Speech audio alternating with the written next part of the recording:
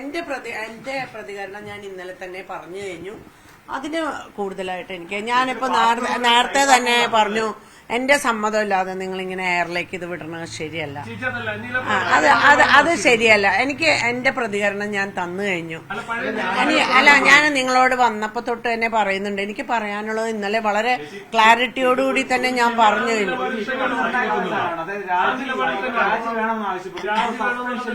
നോക്കൂ, ഞാൻ രാവിലെ വന്നപ്പോ തന്നെ നിങ്ങളോട് പറഞ്ഞില്ലേ എനിക്കിനി ഒന്നും പറയാനില്ല. എനിക്ക് ഇനിയിപ്പോ എന്നോടൊക്കെ ഒന്നേ പറയാനുള്ളൂ, നിങ്ങൾക്കൊക്കെ ഒരു ചായ തരാം.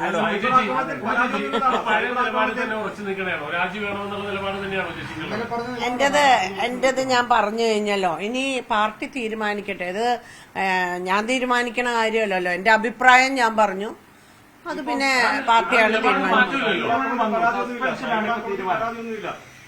ഒരു പ്രശ്നമില്ല. ഒരു പ്രശ്നമില്ല.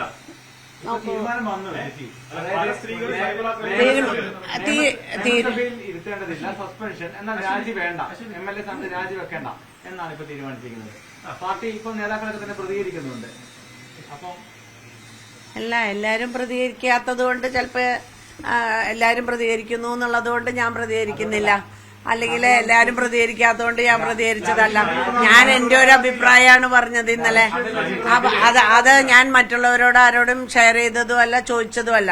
എനിക്കത് എന്റെ നീതിബോധം ഞാൻ മിനിഞ്ഞാന്ന് തന്നെ അദ്ദേഹം ഉറപ്പായിട്ട് രാജിവെക്കുന്നു വിചാരിച്ചു. പത്രസമ്മേളനം നടക്കുമ്പോൾ എന്തായാലും ഒരു ക്ലാരിറ്റി ഉണ്ടാവും എന്തായാലും എന്ന് തോന്നി. പക്ഷെ അത് ഉണ്ടായില്ല എന്നുള്ളത് കൊണ്ടാണ് ഞാൻ ഇന്നലെ പറഞ്ഞത്. പിന്നെ നിങ്ങളെപ്പോലുള്ളവർ ഇങ്ങനെ ചോദിക്കുമ്പോൾ നമുക്ക് ഉത്തരം പറയാതെ ഇരിക്കാൻ പറ്റില്ല എന്നുള്ളത് കൊണ്ടാണ് പറഞ്ഞത്. ഇപ്പം സത്യത്തിൽ എനിക്കൊന്നും പറയാനില്ല. എനിക്ക് ഇനി ഞാൻ വളരെ സൂക്ഷ്മമായിട്ട് ഞാൻ ഇന്ന് എന്റെ ഒരു പേഴ്സണൽ വിഷയമായിട്ട് ഞങ്ങളുടെ കുടുംബത്തിലെ ഒരു കാര്യമായിട്ട് ബന്ധപ്പെട്ട് ഞാനൊരു യാത്രയിലേക്ക് പോവാണ്. പീട്ടിയുടെ അനിയനൊക്കെ ഇപ്പൊ വരും. അപ്പൊ അവരുടെ കൂടെ പോകാനിരിക്കുകയാണ്.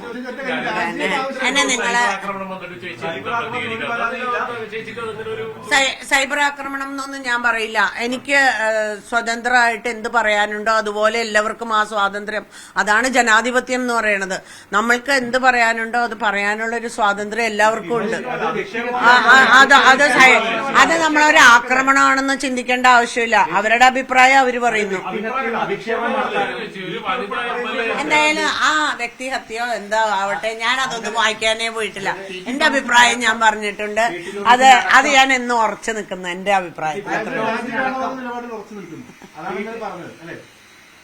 തോമസിനടക്കം അധിക്ഷേപിച്ചുകൊണ്ടുള്ള പോസ്റ്റുകളാണ് കോൺഗ്രസിന്റെ സൈബർ PT ഒന്നും അധിക്ഷേപിക്കാനായിട്ട് ആരുമില്ല. അതൊന്നും